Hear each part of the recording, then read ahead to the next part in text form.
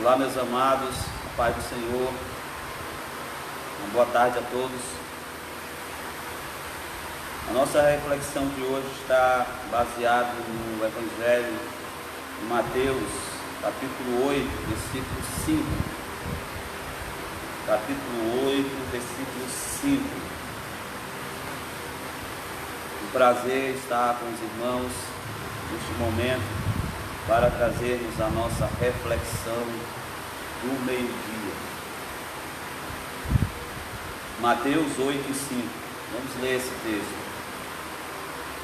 Tendo Jesus entrado em Cafarnaum, aproximou-se dele um centurião, implorando: Senhor, o meu criado jaz em casa, paralítico e em terrível sofrimento. Disse-lhe Jesus: eu irei curá-lo. Mas o centurião respondeu: Senhor, não sou digno de te receber sob o meu teto, mas diz somente uma palavra e o meu criado ficará são. Pois eu também sou homem sob autoridade, tenho soldados às minhas ordens. Digo a este: vai, e ele vai, e a outro: vem, e ele vem. Digo ao meu criado: faz isto, e ele o faz. Ouvindo isto, admirou-se Jesus e disse aos que o seguiam: em verdade vos digo que nem mesmo em Israel encontrei tanta fé. Mas eu vos digo que muitos virão do Oriente e do Ocidente e assentar-se-ão à mesa com Abraão, Isaque e Jacó no reino dos céus. Mas os filhos do reino serão lançados fora, nas trevas, onde haverá pranto e ranger de dentes. Então disse Jesus ao centurião: vai, e seja feito conforme a tua fé. Naquela mesma hora, o seu criado ficou são. O texto que acabamos de ler traz aqui a narrativa de uma das muitas curas realizadas por Jesus no seu ministério. É um texto precioso, porque nos traz lições preciosas a respeito da nossa atitude de buscarmos a Deus nos momentos de necessidade. Nós temos aqui, em primeiro lugar, a importância da intercessão, a importância de se ter alguém orando e clamando pela sua vida, alguém que se põe diante de Deus por causa das suas necessidades, por causa da sua vida. E o que nós vemos em primeiro lugar é um homem em intercessão diante de Jesus por um de seus criados. É um homem que exerce essa intercessão de forma veemente, de uma forma intensa, de uma forma profundamente interessada. A intercessão é tão importante, tão significativa, que quão grandes livramentos Deus já não tem dado em toda a história por conta da intercessão de alguém. Em toda a Bíblia há relatos de intercessões feitas diante de Deus e que foram respondidas. Homens, mulheres que se colocaram diante de Deus por indivíduos, por pessoas, por cidades e assim por diante. E aqui nós temos um homem diante de Jesus em um trabalho de intercessão. Esse encontro de Jesus com o centurião é um encontro que leva Jesus a um daqueles momentos especiais em que ele tem que falar sobre o que está acontecendo diante da multidão que o cerca. A gente encontra nas Escrituras alguns momentos que Jesus demonstra admiração diante da atitude de algumas pessoas, especialmente a atitude de fé. E o que é interessante é que as pessoas que Jesus ressalta a sua grande fé não são dos filhos de Israel, são gentios. A mulher cananeia e aqui o centurião romano, que demonstra uma fé tão extraordinária que leva Jesus a expor aquilo que é a demonstração da sua fé diante das pessoas como uma lição, como um alerta, como uma mensagem para aqueles que não estavam de fato desenvolvendo uma fé confiante diante da manifestação do Filho de Deus. Jesus diz diante da multidão, quando ele relata a sua confiança, quando o Senhor se dispõe a ir à sua casa, se dispõe a ir ao seu lar, curar o seu servo, ele disse: eu não sou digno de que o Senhor venha estar debaixo do meu teto. Basta uma palavra, o meu criado será curado. E ele prossegue dizendo que ele entende isso como que Jesus tendo autoridade para fazer aquilo. Quando ele diz que é homem sob autoridade, ele se submete aos seus superiores, e tem pessoas que se submetem à sua autoridade. E quando a autoridade é exercida, aqueles que estão submissos a ela, eles atendem aquilo que é exigido. E o centurião diz para Jesus: olha, eu sei que tu tens autoridade sobre as enfermidades. Ele percebe que há algo extraordinário em Jesus e fala a respeito dessa autoridade de Jesus de uma forma tão impressionante, de que Jesus chega a dizer: eu nunca vi tanta fé, nem em Israel, falando da grande fé deste homem, dessa manifestação de confiança na autoridade de Cristo. Uma das coisas interessantes a respeito deste relato, deste episódio de cura, que a gente precisa destacar de uma forma muito especial, é a atitude deste centurião para com o seu servo. A forma como esse centurião se comporta diante de um servo que está enfermo, diante de um servo que está doente. As Escrituras dizem que ele se aproxima de Jesus e implora, ele está implorando. Há uma veemência, há de fato uma petição intensa. Ele não está apenas como alguém que quer demonstrar alguma piedade, alguma compaixão, apenas para dar resposta à sociedade. Ele é alguém movido por um sentimento de compaixão extraordinário. E ele está pedindo isso em favor de um criado, que ele diz que jaz paralítico em terrível sofrimento na sua casa. Era um servo, era um escravo. E os escravos, para alguns senhores daquele tempo, eram meras mercadorias.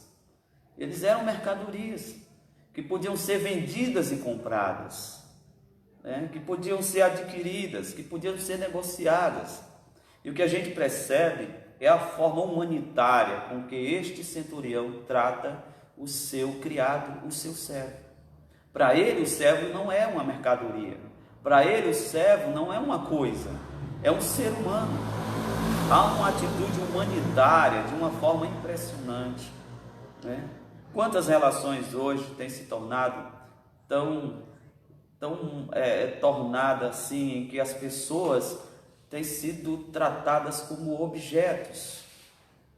As pessoas têm sido tratadas como mercadoria. E esse centurião nos dá uma lição, vivendo num tempo, vivendo numa época em que a escravidão era uma prática comum e que os servos eram mercadorias. Ele nos dá uma lição de humanidade de uma forma muito grandiosa. Ele poderia muito bem substituir aquele servo. Ele poderia ir num mercado de escravos e adquirir um servo para substituir as funções daquele servo. O que a gente nota na relação deste centurião com este criado, que já não era mais uma relação de utilidade. Não era porque o servo lhe era útil, não era porque o servo lhe pudesse prestar algum serviço, não era mais só uma relação utilitária, era uma relação afetiva, era uma relação que envolvia afetos e sentimentos profundos. Tanto é que identificamos isso na forma tão veemente como ele se aproxima de Jesus, da forma como ele descreve a situação do seu servo. Então, para ele, o servo não é apenas mão de obra, não é apenas alguém que lhe pudesse prestar algum serviço. Ele, como homem de posses, como um centurião, como alguém com capacidade, podia muito bem substituir aquele escravo por um outro escravo, talvez muito mais qualificado, muito mais capacitado para exercer as funções em seu lugar. Mas o que se percebe é que na visão desse centurião, aquele escravo era insubstituível. Não era simplesmente colocar outro no lugar dele. Ele queria que aquele seu servo fosse curado, porque já havia uma relação de profundo afeto e de profundo interesse, quase que paternal, pela vida daquele servo. né? As escrituras do Novo Testamento está cheio de citação de centuriões que aparecem nas escrituras como homens de atitude bondosa, de homens de atitude piedosas. E aqui nós estamos mais uma vez diante de um centurião que se comporta de uma forma tão preciosa e humanitária. O servo não era para ele apenas alguém que pudesse ser útil, não era mão de obra para ele, era alguém que ele amava, era alguém que ele tinha profunda afeição por ele, e estava querendo que ele ficasse são, não simplesmente porque precisasse dos seus serviços, mas porque ele tinha de fato um apego muito grande à vida deste servo. E esse centurião demonstra essa visão tão preciosa que é capaz de interceder diante de Jesus pela vida deste servo. Eu quero dizer para você que aos olhos de Jesus, você não é apenas mão de obra. Quantos não estão impedidos de exercer as suas funções ministeriais? Quantos não estão em dificuldades de executar tantas coisas que gostam de fazer? As pessoas que fazem visitas, evangelização e tantas coisas. E talvez esses dias sejam dias em que você possa começar a se sentir como inútil, como alguém que não está desempenhando o papel, a sua função como você queria. Eu quero dizer para você que Jesus continua lhe amando do mesmo jeito. Jesus continua lhe valorizando do mesmo jeito. Porque antes de você ser alguém útil para Ele, você é alguém a quem Ele ama. Se lembre de uma coisa: quando Jesus escolheu os discípulos, a palavra diz que Ele passou a noite em oração, descendo do monte, escolheu para si aqueles que Ele quis e vieram a Ele. E a palavra diz que Ele escolheu para que estivesse com Ele e depois os enviasse a pregar. Isso indica que, em primeiro lugar, os relacionamentos com Deus não são apenas funcionais, são afetivos, são entranháveis, relacionamentos pessoais. Deus se interessa primeiro por mim e não pelo que eu faço. Não sou uma mão de obra para ser desgastada e descartada depois, como este centurião que não descartou esse servo, como esse centurião que não abriu mão desse servo. Eu quero dizer que você não é descartável diante de Deus. Você não é descartável. Deus jamais faz como os homens fazem. Deus jamais trata como os homens tratam. Deus vai usar a sua vida, é verdade. Deus quer a sua utilidade no reino dele. Mas mais do que aquilo que você faz, Deus ama aquilo que você é. E você é um filho de Deus. Você é um amado do Pai. Assim como esse centurião, que não pensava mais sobre a questão da utilidade do servo, mas de suas afeições por ele. Eu quero dizer para você que você é amado por Deus. A relação de Jesus com os discípulos primeiro é afetiva, é amizade. Ele dizia: eu não quero que vocês sejam servos apenas, eu quero que vocês sejam meus amigos, meus amigos.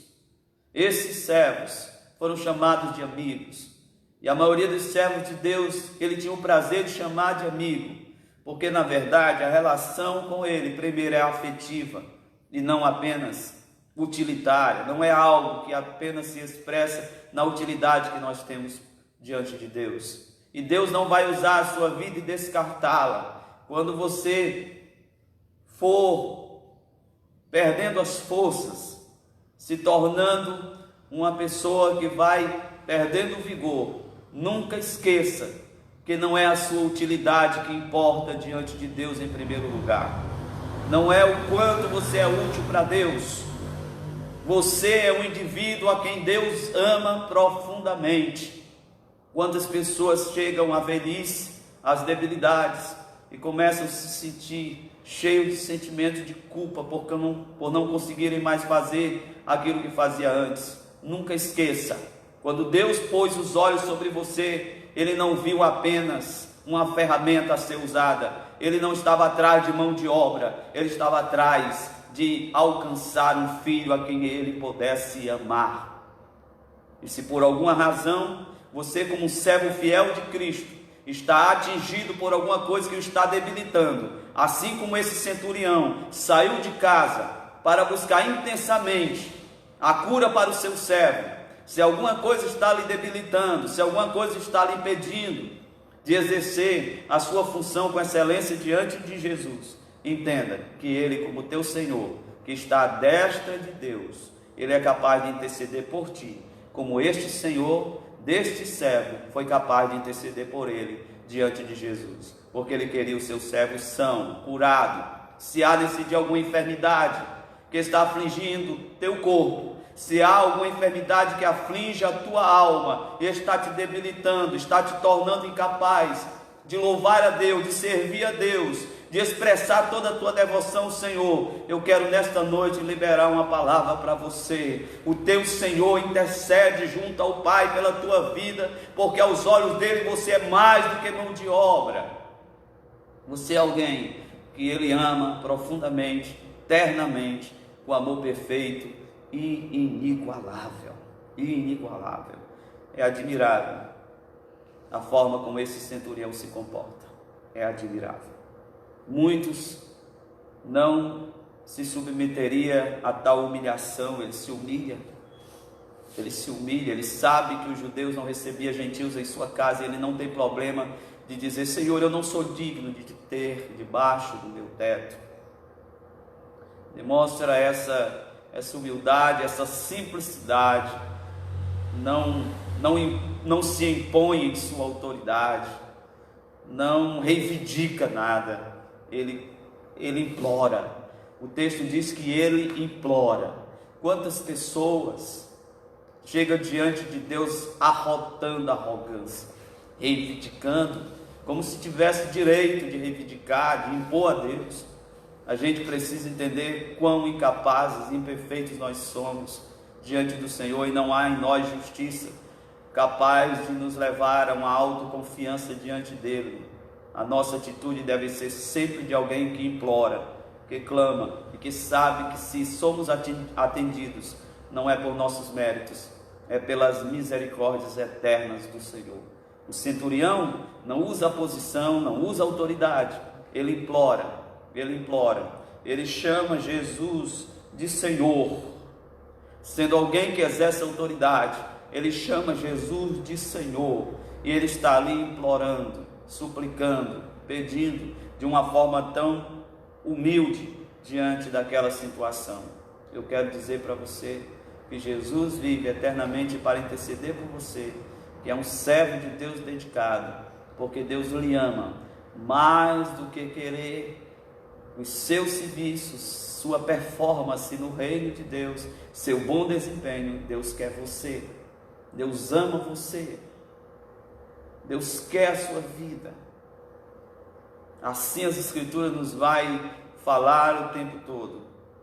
Quantas pessoas não quiseram substituir a entrega de si mesmo por a entrega de alguma coisa para Deus, trazendo seus cultos, suas ofertas, seus sacrifícios, e Deus sempre dizendo: eu quero você antes de receber as suas ofertas e os seus sacrifícios. Deus quer você, Deus quer o seu coração, Deus quer a você mesmo. Por isso que Paulo nos recomenda nos entregarmos a Deus como sacrifício vivo, porque não há nada que a gente faça de forma mais agradável diante de Deus do que a entrega de nós mesmos para Deus. Que Deus abençoe a todos os irmãos, que esta palavra possa trazer cura, trazer conforto ao teu coração, e se lembre que Deus lhe ama. Você não é só mão de obra para Deus, você é alguém que é amado por Deus. Oremos. Pai, te agradecemos por mais este momento em que estamos aqui, Senhor, compartilhando a tua palavra com todos que podem participar juntamente conosco nesse momento de oração. Visita esta casa, este lar, esta família. Visita o teu servo, a tua serva, que tirou esse momento precioso, Senhor, para meditar juntamente, Senhor Deus, comigo neste momento. Que a graça de Deus seja sobre a vida dos teus santos, que eles sejam curados, seja uma manhã de cura, seja uma tarde de cura, seja uma tarde de visitação de Deus, sabe? Aquela unção que desce leva embora todo jugo, Senhor. Derrama sobre a vida do teu servo, da tua serva, aquela unção que despedaça o jugo, Senhor. Derrama sobre a vida do teu filho, da tua filha, de uma forma poderosa, Deus. E assim eu quero agradecer-te, Senhor, por esta oportunidade, em nome de Jesus. Amém. Meus amados, a paz do Senhor, uma boa tarde para todos, em nome de Jesus.